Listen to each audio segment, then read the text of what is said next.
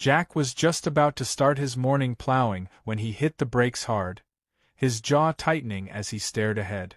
Right there, smack in the middle of his farm road, sat a shiny red sedan like a brick wall, blocking his way completely. His knuckles turned white on the steering wheel. At first, he thought maybe someone had broken down, but when he looked a little closer, he saw her, arms crossed, sunglasses perched on her nose, standing beside the car like she owned the place. It was Karen. Again. He exhaled sharply, gripping the tractor's lever as he rolled forward slowly. Maybe, just maybe, she would come to her senses and move before he had to get down and deal with this nonsense. But of course, that was wishful thinking. The woman didn't even budge. If anything, she squared her shoulders like she was expecting a battle. Jack let out a low chuckle, shaking his head. "Morning, ma'am. Mind moving your car?"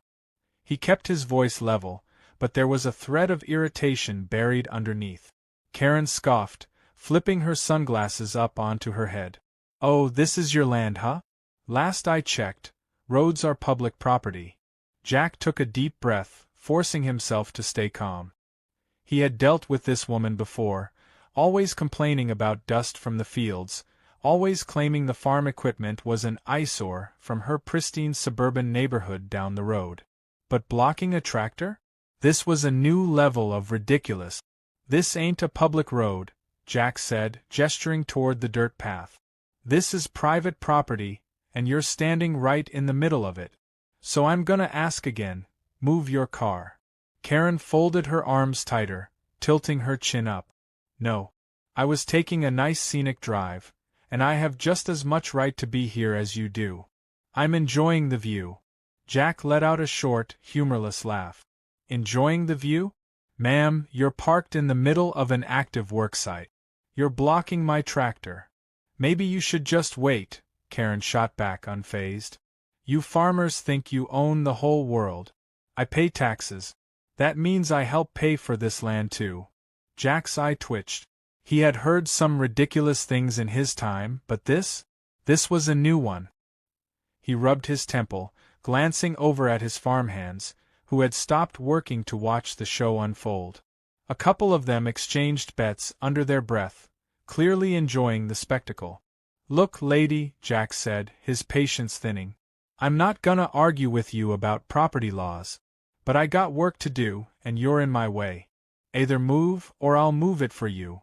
Karen's face twisted with a smug grin, as if she had just won some imaginary debate. "You wouldn't dare touch my car," she said, her voice dripping with confidence. Jack stared at her for a moment, then let a slow smirk spread across his face. "All right then." Without another word, he turned on his tractor's engine and revved it up, the deep, rumbling sound vibrating through the ground. Karen's smirk faltered, just slightly, but she held her ground. She really thought he was bluffing. Jack eased the tractor forward, positioning it carefully. The front loader came down, sliding neatly under the front end of the car. He lifted it just a few inches off the ground, enough to make a statement, but not enough to cause damage. Yet, Karen's eyes went wide. "Wait, wait, wait! What are you doing?" she shrieked, suddenly running toward the vehicle as if she could stop it with sheer willpower. Jack didn't answer. He lifted the car a little higher, tilting it ever so slightly. The farmhands erupted into laughter, one of them even pulling out his phone to record the spectacle. Karen flailed her arms like a windmill in a storm. "Put it down. Put it down right now." Jack finally spoke, voice steady as ever. "Oh, I thought you were enjoying the view?" Karen stomped her foot, looking around frantically as if searching for backup. "This is illegal. I'm calling the police." Jack sighed, rolling his eyes. "Go right ahead." She fumbled with her phone, her fingers shaking as she dialed. Jack didn't stop. He moved the tractor carefully, shifting the car off the road and setting it down gently in a nearby patch of grass. The whole time, Karen shrieked into her phone like a banshee. Yes. This crazy farmer just picked up my car with a tractor. He's committing a crime. Send someone immediately." Jack hopped down from his seat, dusting off his hands. There. Problem solved. Karen spun toward him, her face red with fury. You are finished. Jack tilted his hat back and smirked. We'll see about that. Within minutes, a sheriff's deputy arrived, pulling up in a squad car. It was Officer Williams, a man Jack knew well. The officer stepped out, taking one look at the situation: the tractor, the slightly displaced sedan, and Karen, who was pointing and yelling like she had just witnessed a felony. Officer. He picked up my car. With that, she jabbed a finger toward the tractor as if it were a murder weapon. He moved it without my permission. Williams raised an eyebrow, then turned to Jack. You damage it? Jack shook his head. Nope. Just moved it out of my way. The deputy exhaled through his nose, rubbing his temples. Ma'am, why were you parked here in the first place? Karen huffed. Because I have a right to be here. Williams shot Jack a look, and Jack just shrugged. Private property, Jack said simply.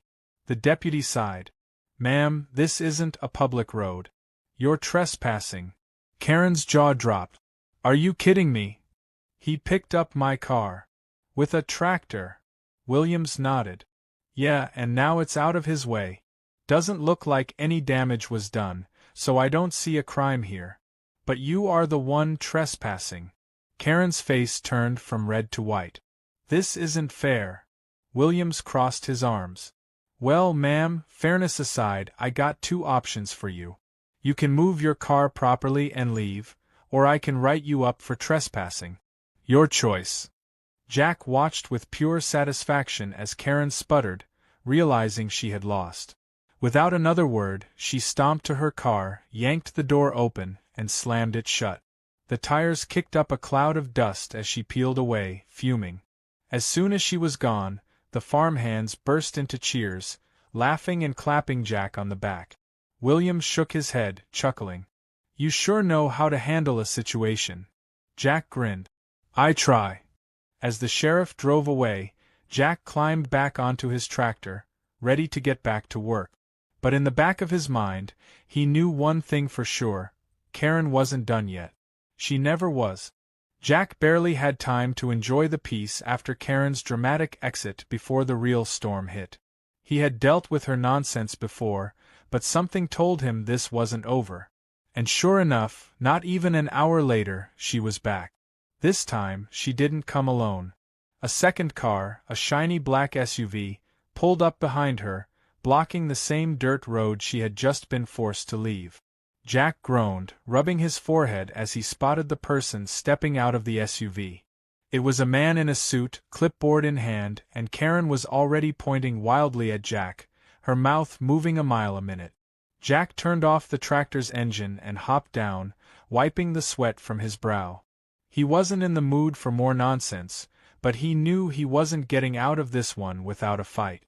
The man in the suit approached first, offering a polite but stiff smile. Good afternoon, sir, the man said, adjusting his glasses. I'm Mr. Randall, an attorney representing Mrs. Patterson.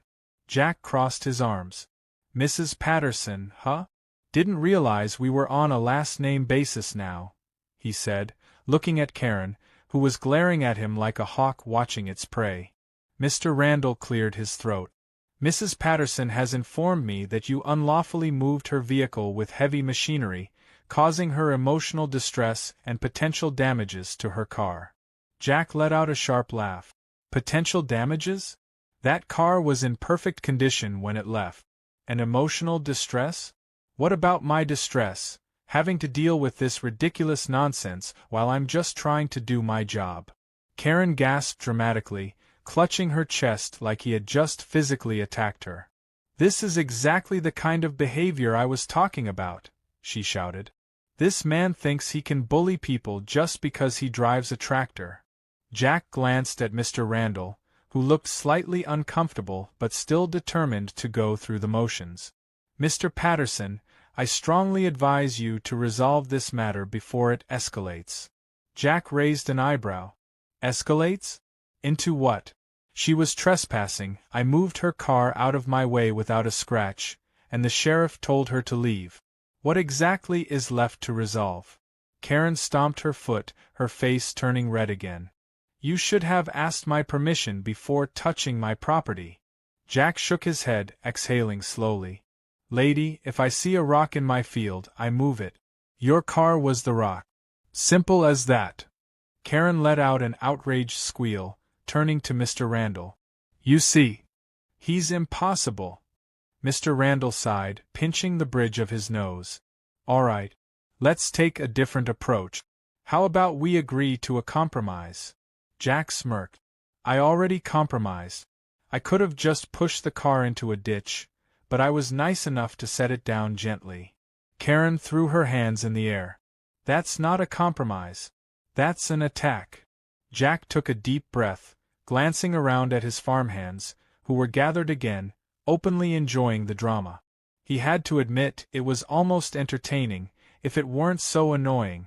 Mr. Randall, sensing he was losing control of the situation, took a different angle. Mr. Patterson, I understand you have work to do, and Mrs. Patterson has expressed concerns about access to this area.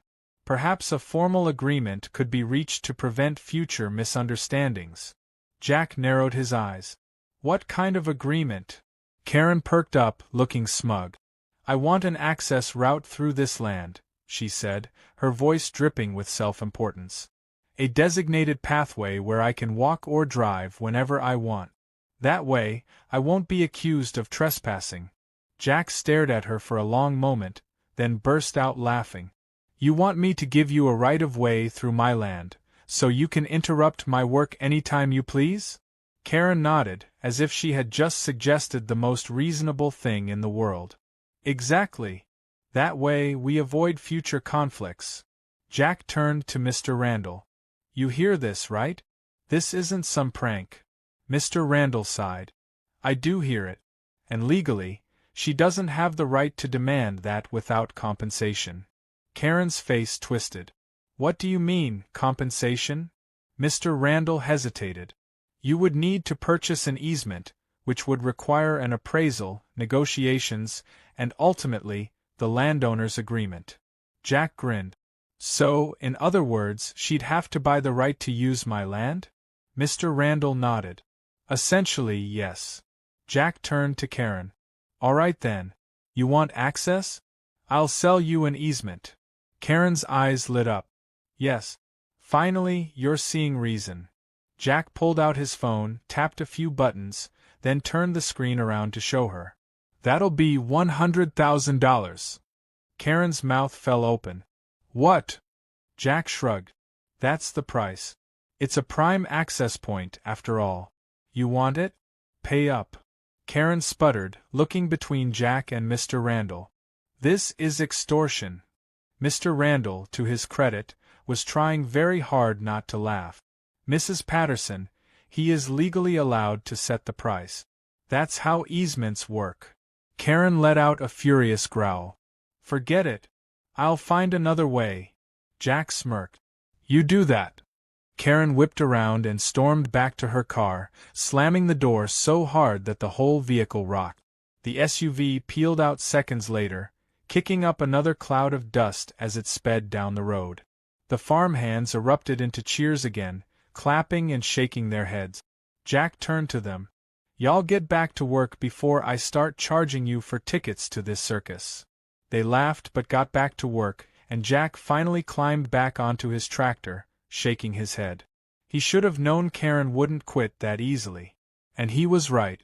Because later that night she came back. And this time she had a new plan.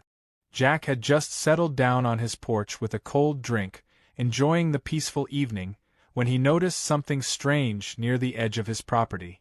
At first, he thought it was just the wind rustling through the trees, but then he saw a shadow moving in the dim light. His stomach clenched. No way. She wouldn't be that stupid. He set his drink down and leaned forward, watching closely. The shadow moved again, this time near the temporary fencing he had put up earlier to keep trespassers out. His gut told him exactly who it was before he even saw her face. Karen. She was back, and from the looks of it, she was up to no good. Jack stood up, stretching his arms as he let out a slow breath. He didn't need to call the sheriff just yet. He wanted to see how far she was willing to take this. Moving quietly, he stepped off his porch and made his way toward the field, keeping to the shadows. As he got closer, he could hear muttering. "This is ridiculous. He thinks he can block me out? I'll show him." Jack smirked to himself. Yep, she was trying to remove the fence. He could see the glint of something in her hand, bolt cutters. She was cutting through the wire, her movements frantic but determined. Jack took another step, his boots crunching against the dirt. Karen froze, then whipped around, eyes wide like a deer caught in headlights. "Evening," Jack drawled, crossing his arms over his chest. Karen's face went from panic to anger in half a second. You have no right to keep me out of this land." Jack raised an eyebrow. "I'm pretty sure that's exactly what property ownership means." Karen huffed, gripping the bolt cutters tightly. "You don't get it, do you? You can't just claim land and keep people from using it. That's not fair." Jack let out a short laugh. "Lady, this ain't a community park. This is my farm. My business. And you? You're trespassing. Again." Karen's nostrils flared. "I wouldn't have to trespass if you'd just given me access like a decent neighbor." Jack sighed, shaking his head. "You're really doubling down on this, huh? You know, most people, when they realize they've lost, just take the L and move on." Karen jabbed a finger at him. "I don't lose." Jack smirked. "Oh, you're about to." Before she could respond, the rumbling sound of an engine broke through the night. Karen turned her head, confused. Then she saw them. Two of Jack's biggest tractors were slowly rolling forward, piloted by a couple of his farmhands. They weren't moving fast, but they were positioned perfectly, one coming in from the left, the other from the right, closing off her only escape route. Karen's expression twisted into something between outrage and panic. "You can't do this. This is harassment." Jack shrugged. "Looks like you're stuck." Karen spun around, looking for a way out, but it was too late. The tractors had boxed her in. She was trapped between them, the fence, and Jack. Then, just to add to the situation, a familiar set of flashing blue and red lights appeared down the road. The sheriff's deputy had arrived. Karen let out a strangled noise. "No. This is not happening." Jack chuckled. "Oh, it's happening." The squad car came to a stop, and Officer Williams stepped out, his expression already tired. He took one look at Karen, the fence, the bolt cutters in her hand, and then at Jack. "You know, Jack, I had a feeling I'd be back here tonight," Williams said, rubbing his temples. Jack nodded. "Yeah, me too." Williams sighed and turned to Karen. "Ma'am, tell me you have a good reason for being out here with a set of bolt cutters on someone else's property." Karen crossed her arms, her whole body shaking with anger. "I was just making sure he wasn't trying to cheat me out of my rights." Williams blinked. "You're what?" Karen's voice pitched higher. "I should be allowed to use this land. He's being unreasonable. I was just checking the fence to see if it was legally installed." Williams exhaled through his nose. "Ma'am, that's not how the law works. At all." Karen stomped her foot. "You're all conspiring against me. This is small-town corruption." Williams took out his notepad. "Ma'am, you're trespassing. Again. And now you've damaged private property. That's vandalism." Karen's jaw dropped. "Vandalism? It's just a fence." Williams flipped a page in his notepad. "And the last time I checked, damaging a fence on someone else's property is a crime." Karen shook her head wildly. "This is insane. You can't arrest me for this." Williams looked unimpressed. "Actually, I can." Karen let out a shriek as Williams pulled out his handcuff. "No. I will not be treated like a criminal." Jack just watched, thoroughly entertained, as Williams gave her the standard spiel about trespassing laws while she tried to argue her way out of it. But the moment Williams clicked the cuffs around her wrists, her fight turned into full-blown hysteria. "You'll regret this. You'll all regret this," she screamed as Williams led her toward the squad car. Jack tipped his hat. See you around, Karen. She kicked at the dirt as she was shoved into the back seat, still screaming about her so-called rights. The door slammed shut, muffling her voice just enough for Jack to finally enjoy the peace and quiet. Williams walked back over, shaking his head. She really doesn't know when to quit, huh? Jack sighed. Nope. But at least now she'll have some time to think about it. Williams nodded, making a note in his pad. We'll book her for trespassing and property damage. Might be enough to keep her off your land for good this time. Jack smirked. I won't hold my breath. The squad car pulled away, the flashing lights disappearing down the road. The farmhands who had been watching from a distance finally let out whoops of laughter, clapping and cheering. Jack turned to them. All right, that's enough fun for one night. Y'all get some sleep. We got work to do in the morning. The men chuckled but started heading back toward the barn. Jack lingered for a moment, taking one last look at the broken section of the fence. He'd fix it in the morning. For now, though, he was just going to enjoy the fact that, at least for tonight, Karen was finally someone else's problem,